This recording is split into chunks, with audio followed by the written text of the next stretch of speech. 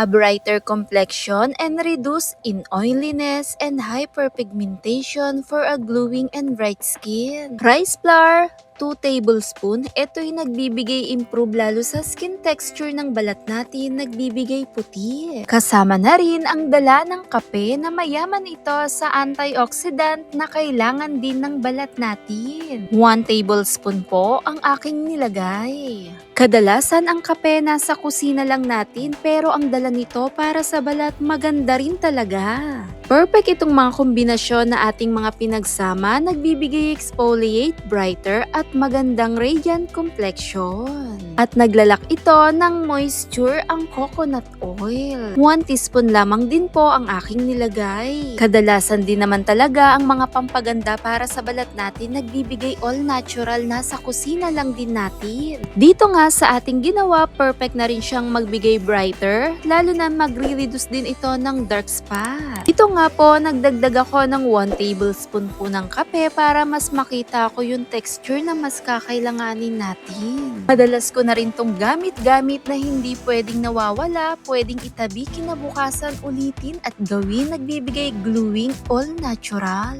1 tablespoon po ng distilled water. Heto nga po ay napakasimple, makakatulong din sa atin, nag-i-improve ito ng skin texture, nagbibigay brighter at napakaputi sa balat. Kasama na rin ang kamatis. 1 tablespoon po ng tomato paste ang aking nilagay o yung pinagkatasan nito kunin natin. Mayaman sa lycopene at nutrients para sa balat. Kaya naman sa mga kombinasyon talagang nagbibigay smooth, brighter complexion, tumutulong din ito makabawas sa oily skin at nagbibigay din itong brighter. At makakatulong sa hyperpigmentation kasama na rin ang mga batik-batik o pangingitim sa balat. As a natural agent na nagbibigay lighten para sa even out skin tone.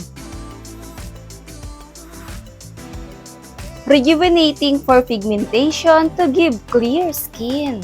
Maganda to gamitin lalo pag nandyan na ang batik-batik sa balat, tumutulong ang dala nito. Dahil ang kamatis nagbibigay brightening. Sa texture pa lang niya, napakaganda na.